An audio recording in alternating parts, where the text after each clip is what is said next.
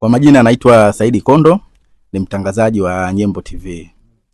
Mada yetu ya leo tunataka tuone athari gani zinazopatikana kwa mtu ambaye aisa ni mwanaume ambaye anaishi kwenye nyumba ya mwanamke ama anaishi kwenye chumba cha mwanamke ama anaishi ukweni.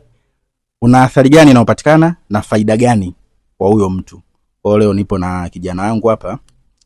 Naomba ajitambulishe majina yake. Kwa majina mimi naitwa Bwana Ibrahim Kibinda, ni mkazi wa Dar es Salaam.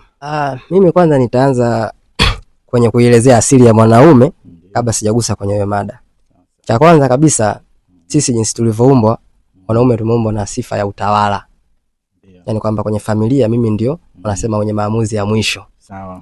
Sasa kikawaida mwanaume anaweza akamhudumia mwanamke hata mpaka kufa kwake. Sawa. Hiyo ndo asili yake aliyoumbiwa.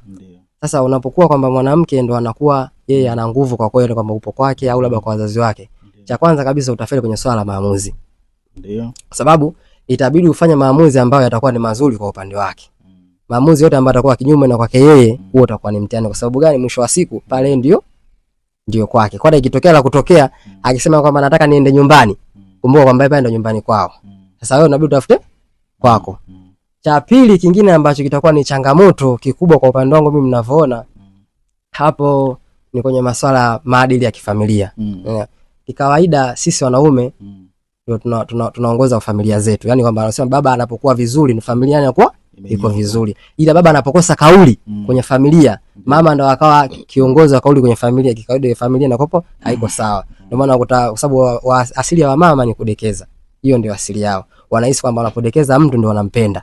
Lakini mwisho wa siku anapokuja kukua sasa atakutana na jamii ambayo sio mama yake, sio atatoka ataenda sehemu nyingine. Kwa jinsi alivyoishi kule mwanzo atategemea kukutana na mazingira hayo atoko anapokwenda. Lakini wengi ambao tumepata bahati ya kufunzwa na kina baba utakuta kwamba unaona mtu huyu bwana tabia yake kwa sababu kuna muda ulikuwa na baba anakuonea kwa kukupiga lakini anakukanya ile jambo, kesho na kushokuta akijua kwamba utatoka kwenye ile jamii. Kingine ambacho nakiona itakuwa ni tatizo hapo ndugu yangu, sisi wanaume swala la tunahisi tunapendwa pale tunaposikilizwa.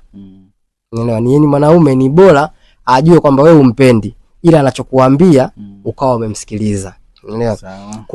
Kuliko wewe uwe against naye kila anachokuambia kwamba kwa sababu unajua mwanamke ana asili ya kutaka kuonyesha kwamba yeye ana uwezo fulani. Unaelewa? Ndio maana mimi unaweza mwanamke akikusaidia kitu kwako anaweza kisiongeleke, lakini kwa jirani bwana msimuone vile fulani yule ni mimi. Unaelewa?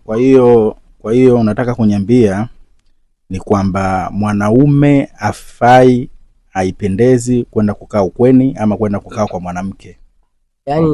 Yani ni bora mwanamke akaja kuishi kwa upande wa mwanaume, yani nyumba, yani ukweni kwa mwanaume ni afadhali kuliko mwanaume kwenda kuishi ukweni kwa mwanamke. On 1 and 2, it's a professional DJ.